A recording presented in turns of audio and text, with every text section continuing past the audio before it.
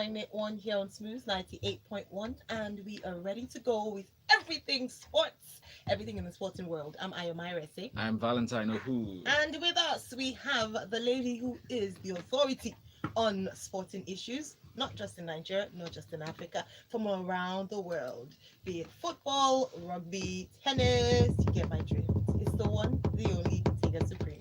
Good morning, Lagos. I'm still not awake. Morning, Lagos. Good You said I had morning. to put rugby in there because that's After you did not hail South Africa, that's why I see put it in there. a home a pimping. Please send us messages with your thoughts and contributions in the show. Send it through WhatsApp 0809 4440981 or 0809 And on Twitter, we're at Smooth981FM. Please use the hashtag LockerRoom981. On YouTube, we're streaming live. Please join us there. Our YouTube family are the best. We have a great time on there. It's like a show outside the show. So please go onto YouTube. and subscribe. Yep. All right, let's go to our first story.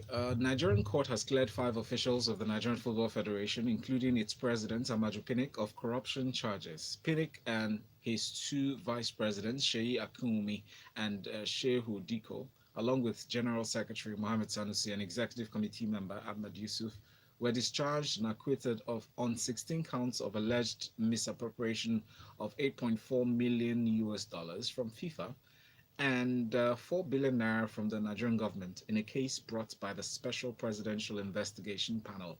At a court on Tuesday, as yesterday, counsel from the Office of the Attorney General of the Federation said it could not proceed with the matter as the proof of evidence could not sustain the charges. Okay, well, so that's the ruling.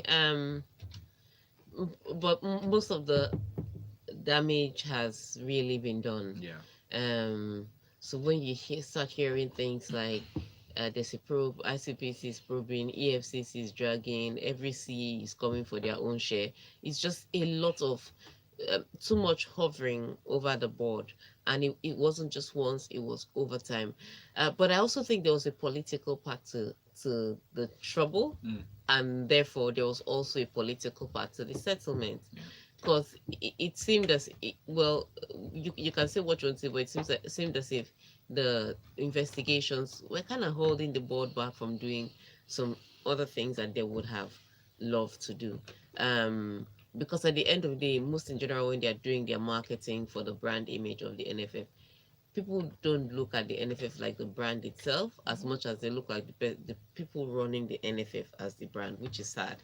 You go to English Premier League. If Scudamore has an investigation, it doesn't affect the FA. Mhm. They'll still be making their steady money Exactly. because the FA is a brand, Scudamore is his own brand.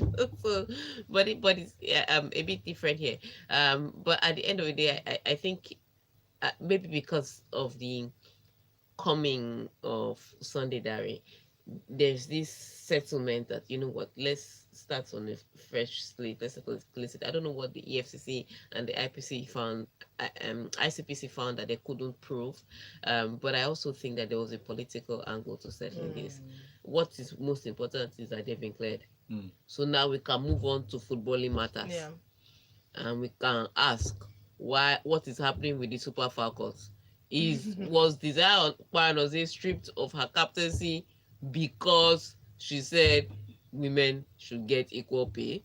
Those are controversies that are coming up in my head and questions that people need to answer. So now that you have settled down to footballing matters, please, when can we come and ask our questions? Thank you very much.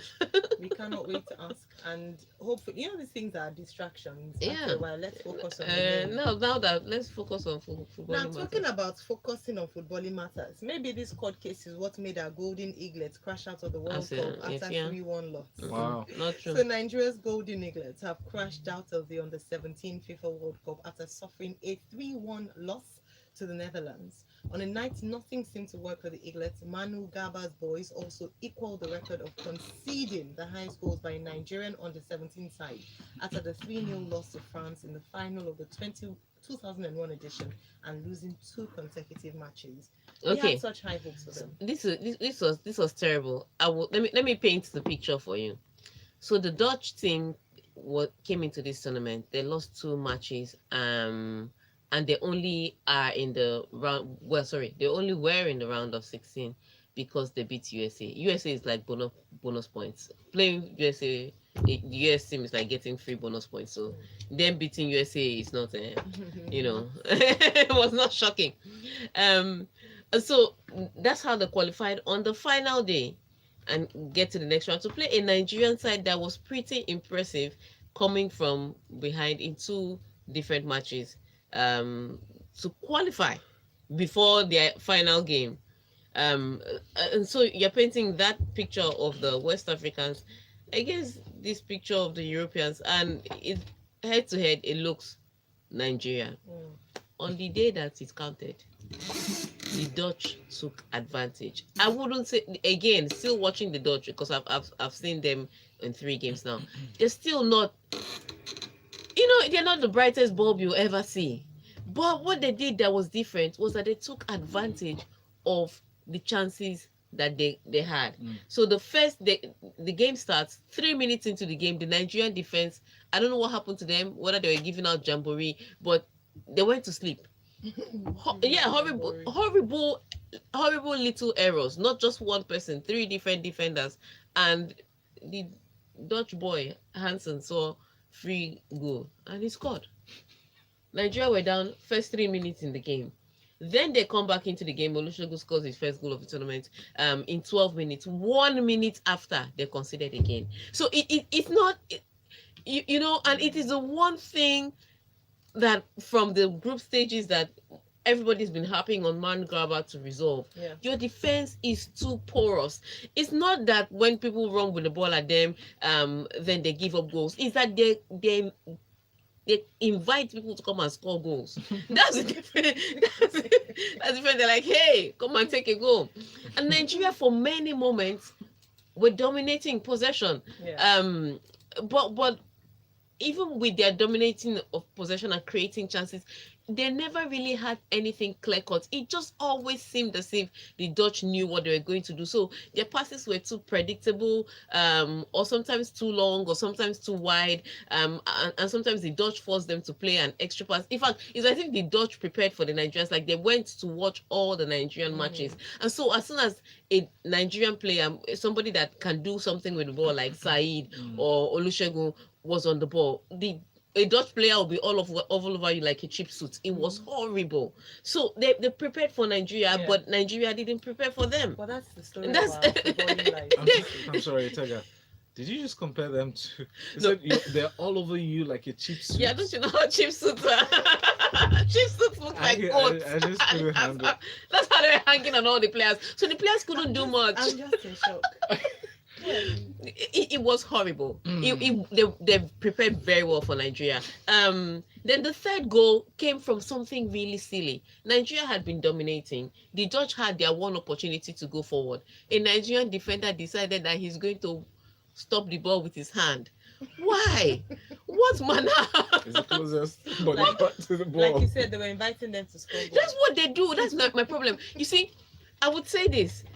I've seen horrible defenses, and I'm going to drag Arsenal in here. But, with Arsenal, when they're running at Arsenal team with the ball, the defenders get very shaky.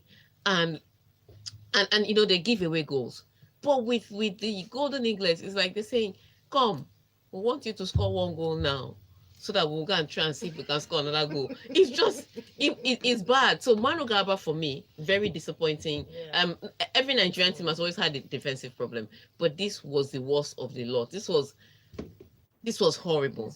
And so a Dutch side that hasn't been impressive and wasn't still impressive on the night, apart from the goalkeeper, still managed to defeat Nigeria by 3-1. And they made me stay up till 2 a.m. Sorry, that's the most painful. That's the most painful, and then they lost. annoying. Sorry. And I'm not a spring chicken. I can't just bounce back like I used to. Spring chicken, Tega, please. All right. By the way, A delicious one, by the way. anytime Yes. Tega mentions Arsenal, stop calling me. Why? I'm not an Arsenal fan. She's a Man I'm a United Man U. fan. My husband is Arsenal. I'm Man U, straight up. Remember when Arsenal just tried to win? I've in, told you what 23? this thing as it is. When they win, she's with She them. was like, When they lose, she's against them.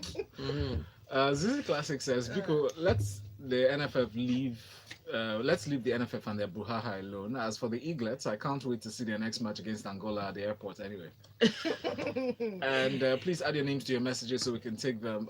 Your number ends with 4407. Roman from Roman Lagos. says, like a cheap suit. Man, Tega's mouth is beyond me. Thanks, guys, for making my day already. Thanks, Roman. And Gumbia de Area One says, horror show at the back early this morning. At the back, we concede more goals in every games. Defense is so weak, like Arsenal. 7 Ajax talents started, and then Hansen scored 3 goals. Thank you for your messages. All right, let's go further to talk tennis. Roger Federer and Novak Djokovic have been drawn together for the group stage at the ATP Finals in London. The culmination of the ATP season starts on Sunday at the O2 Arena, with the duo being joined by Dominic Thiem and Matteo Berrettini in the group Jean Borg. The current world number 1, Rafael Nadal, sits alongside Daniel Medvedev and Stefanos Tsitsipas, and last year's defending champion Alexander Zverev in group with Andre Agassi. Is it back? No. So the teams are named Okay, so after they're named after former old boy. players. wow. Yes. Hey, this I don't expose remember my Andrea ignorance. Agassi. I was I gonna know. say, Yeah, but you guys are so expose your young. You can't knowledge. remember young. What do you mean? Okay. Anyway, let me go back to the. let me go back to my analysis. Yeah. So but the top team you would have to say is the Novak Djokovic, Federer, Tega wake up, and Berrettini and Dominic Thiem Yes. group. That is the tough group. With Nadal's group, it's still a bit tricky because he made an announcement the other day that he still felt a strain on his stomach, which was the problem that made him to withdraw from the Paris Masters. But he's going to travel to London and see if he can play through it. So that's a bit tricky. You can tell he's not 100%. First of all, he's not 100% physically, and then it's an indoor stadium. I don't think we are going to enjoy that Rafa Nadal. It doesn't look like something we are going to like. Don't buy popcorn yet. Just hold on till confirmation comes in. So that group already looks shaky. Tsitsipas, like I said, has been giving us mixed performances. Some days he's very good, and when he's bad, he's horrid. So there's no way to know which one shows up on court. Same thing with Sasha Zverev. He has his days that he throws tantrums, and he has the days that he throws big shots. So we don't know how it's going to turn out. So that group is not the tough one. But with the Berrettinis, the Dominic Thiems, the Novak Djokovic, the Federer, that is the group that is going to be tough. And especially tough for Federer because those guys, the rest of the guys on that team, on that group, or in that group like to fight. And Roger Federer just likes to catwalk in that group. But he will find his way. He's 6-time champion there. It's an indoor sports championship, so indoor tennis championship. So I think it's one of the things he enjoys. Let's see how it turns out. But I think if you ask me to pick a winner for right now, as I sit before you, all right, I pick from that group. Muiwa says, I think our guys were cocky. They thought because they knew how to dribble, they could do anything. Their tactical play was bad. Had high hopes for them. Please tell Tega that I have a screenshot. I've screenshotted her tweet when Hamilton won, and she went off on Nico Rosberg. So you know that anyone, including the LIS chair lady, also can get emotional and angry. You know, Muiwa. Yeah, but Muiwa, hold on. That is my personal handle. I can say anything I want, and if you come into that handle, you will chop it. But if I am the captain of the Arsenal team, I will not go to the stadium and be tossing off my shirt and be giving them, I don't want to say, You know, and be giving them insulting things. It's two different. It's two very different things. Yeah. It's the Shaka wasn't clapping back on his timeline. Yeah. Shaka was insulting a whole stadium in the. Captain is not a nickname. They don't just give it to you because they didn't have anybody to give it to. They select the process. Yeah, because it's a role. It's a duty. Yeah. It's like signing your contract, which is why when they take it off you, all of a sudden your value drops. So no, you people should not mix up the two. I will clap back at you in my team. We will just come there and just get ready to cry. But in a different capacity, like if you came to the LIS conference, I cannot clap back at you there. Because in that role, you're chairperson. I'm exactly. Yeah. So I can't do that there. So the best place to attack me is there. But if you come into my TL, Tega no drive you want, Tega no drive you will get. That's both. Well, you know, me, you are powerful. We've actually brought from that last conversation last week to this one. Okay. Two different things. Diego from Kingston says, I think the Dutch team watched the video clips of our previous matches during the break before the knockout phase started. There was never a team playing the squad at all. Everyone was just pouring forward with no intent of utilizing the ball. Good morning. All right. We're going to take a break. We'll be back with stories inside of the locker room here on Smooth Breakfast. One. Hey, Dad. Who is this? Dad, meet T-Buddy. T-Buddy, meet my dad. I'll be back. We have 3 minutes of advert. It's okay. I need 3 minutes of rest. What are your plans for I don't understand the difference between right and responsibility. I'm on air. That's why I said message. Yeah, he's a human being. He's a human being. He didn't drop Captain Bar before he became human being. He's lucky. Me would have docked his pay. Maybe about after 10 o'clock. Yeah. In fact, after 10 a.m. Give me, I should give you my own.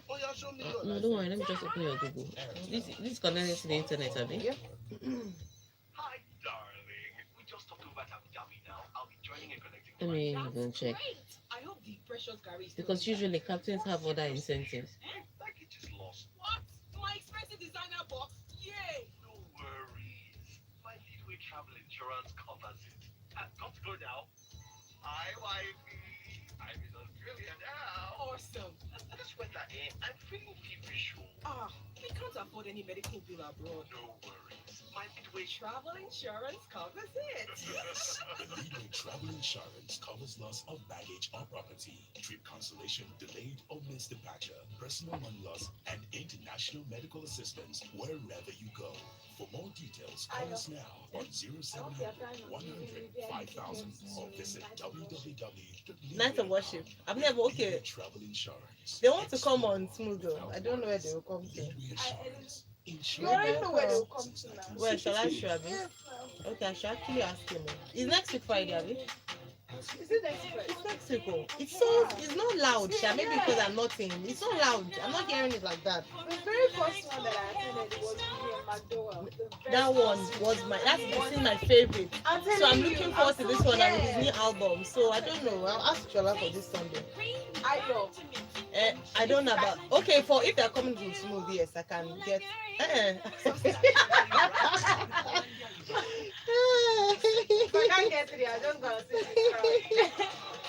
No, what you can do is get one for me. Get one. Look for all your friends that in Joshuaville and get them early because as they get closer to the date, they won't be anymore. All you need to do is point Center Fresh or Center Fruit Liquid Field Gums. SMS the code of the rapper to 20050 and stand a chance to win every day. For more details on terms and conditions, visit www.centerfreshandfruit.ng. Offer valid from 1st November to 31st December. So what are you waiting for? Keep sexy and keep winning.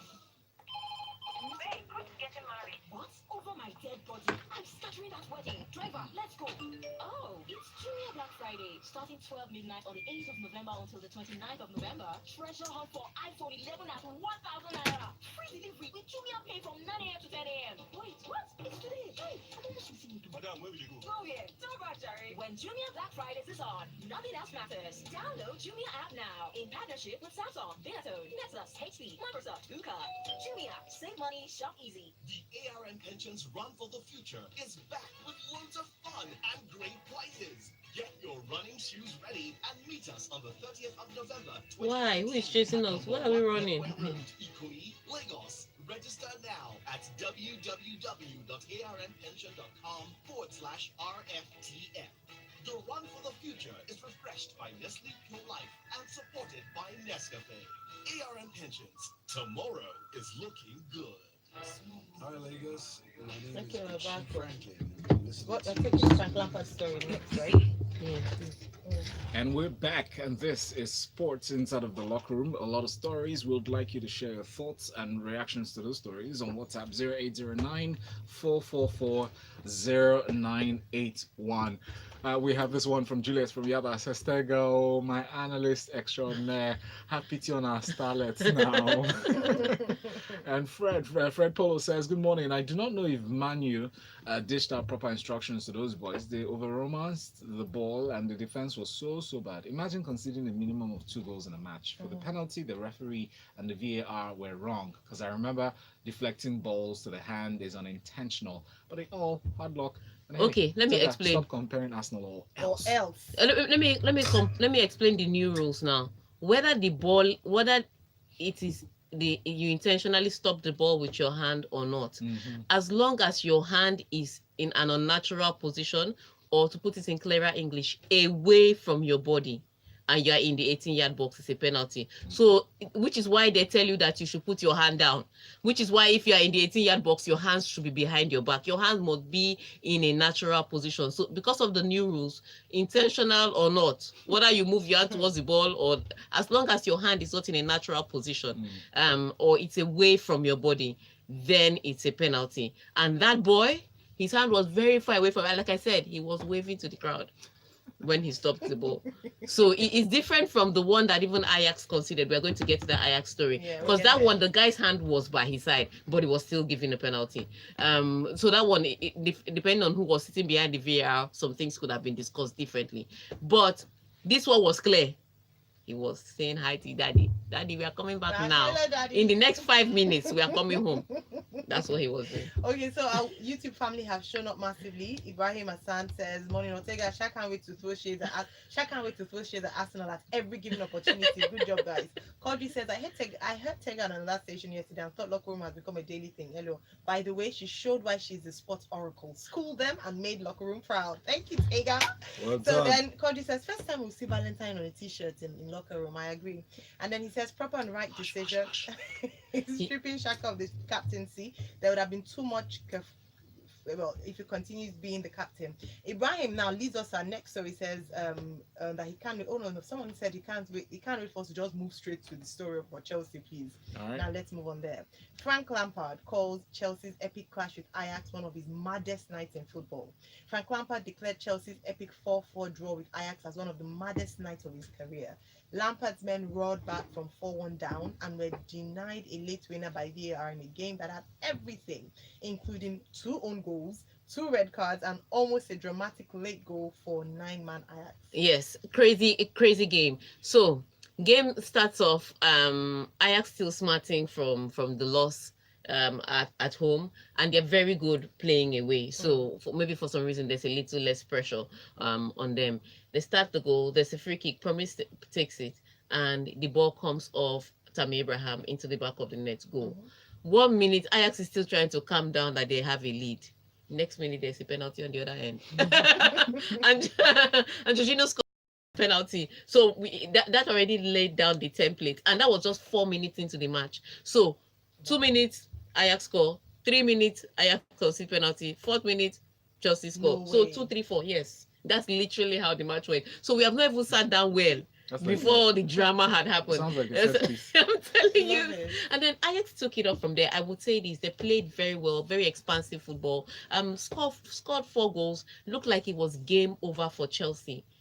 And madness happens. Aspilicueta scores 1 goal. It makes it 4-2. That gives Chelsea more belief that they are back into the game and they can get more goals. Then the controversy of the penalty, and I would say it's still controversial because I know referees that won't give it. Like I said, if your hand is in a natural position, it's written in the rule. If it's down by your side, shouldn't be a penalty intentional. Because where do you want him to put? Do you want him to detach his hand from his body? But this referee decides that because so the ball hits the defender's hand and Veltman's hand, and he hits his hand that was down by side, and he moves his hand away. Referee no, it wasn't VAR that told the referee it was a penalty. So I'd say this: if there were a different referee at the monitor, perhaps that result would have been different. But before the penalty came in, there was 2 issues. So the Dutchman Daley Blind was fouled. Then he stands up and he fouls Tammy Abrahams, but he's on a yellow card. So his foul on Tammy Abraham was, yes, definitely a yellow card. So it was a red card. But if the referee had called the prior foul on for Ajax, then there wouldn't have been that run of play. So the question was now, why did you play on when there was a foul there? Exactly. if you had done what you needed to do, then you wouldn't have to, Blind may not have fouled Tammy Abraham. So that was the problem. But the yellow card was, if you go with the flow of the game as in play to the whistle of the referee, the yellow card was justified. He gets a red card. Now for Veltman, I cannot still say why he got the yellow card. I don't know if it was for I don't know if it was for dissent because he was vehemently protesting to the referee, or if it was for the second handball, if it was for the handball that led to the penalty. So I'm still not sure on what it was. But bottom line, he gets a red card. So now Ajax are 9-man down in Stamford Bridge. 2-man down. Sorry, yeah, there are 9 men on the pitch, 2 men down, 9 men on the pitch. At Stamford Bridge, with 15 or 12 minutes left in the match. So you can rest assured that Chelsea was going to bounce back. Jorginho scores the penalty, then Ajax concedes another goal, and then they managed to hold on to the end of the match. For me, that was the miracle. Because with 9 men, I will beat you like you stole from me. Unfortunately, Chelsea couldn't do that. Even their goal again against Tammy Abraham. Again, it comes down to Tammy Abraham's hand for me was still by his side. So, but you've given a penalty for a ball hitting somebody's hand by his side. You're going to cancel the goal that came off somebody's hand that was by his side. So, a bit of clarity there for IFAB to work on according for this handball and penalty rules. But it was a crazy night. Yes. No, it was a crazy night. It sounds like you're talking about a movie. Yeah, and on the other hand, Barcelona lost. Yeah, no, sorry, they drew. It might as well have been a loss with Slavia Prague. A goalless draw for that matter, and the game was laborious and horrible to watch. So I'm waiting. Perhaps these people will listen to me. Valverde. Valverde needs to go. The evil glee on Tega's face. I'm so happy. Arsenal midfielder Granit Xhaka has been stripped of his captaincy and left out of the Gunners' Europa League game against Portugal's Vitória. Manager Unai Emery has confirmed this, and he says Pierre-Emerick Aubameyang will skipper the club in his place. In the words of a quote that was actually put up on one of the websites, it says, "I had a meeting with him and told him he was in the captain's group." That's what the Spaniard was quoted as saying to report. Yeah, you sure took your sweet time. Yeah. I needed to take action, so that's what I took. How they say it in Yoruba, lataro. How many years? How many years ago? It's now that the cock has crown for you to wake up. But at the end of the day, they did what they needed to do. The fans were not going to accept him as a back as captain, so it's a bit tricky. I don't know how they'll react when they even see him on the pitch. That's still something that they need to deal with. So it's just a lot of drama. It's very different, and I keep trying to explain to people, 2 wrongs don't make it right. Yes, you are a human being, and yes, you may have felt hurt, but at the end of the day, Granit Xhaka should have apologized, not because the fans that were booing were right, but because what he did was wrong. And he took his sweet time to do that, and he didn't even apologize. He said it was an explanation for his behavior. So at the end of the day, but I'm still waiting for an apology. But he didn't do all the right things, from his reaction to the fans, to his his explanation. Everything was wrong, and Arsenal needed to settle it and sort it out quickly. Now they can move forward to trying to get results, which I don't think they can get under Unai Emery. But they play today in Europa League. I heard Aubameyang has been dropped at home. I hear Aubameyang has been dropped.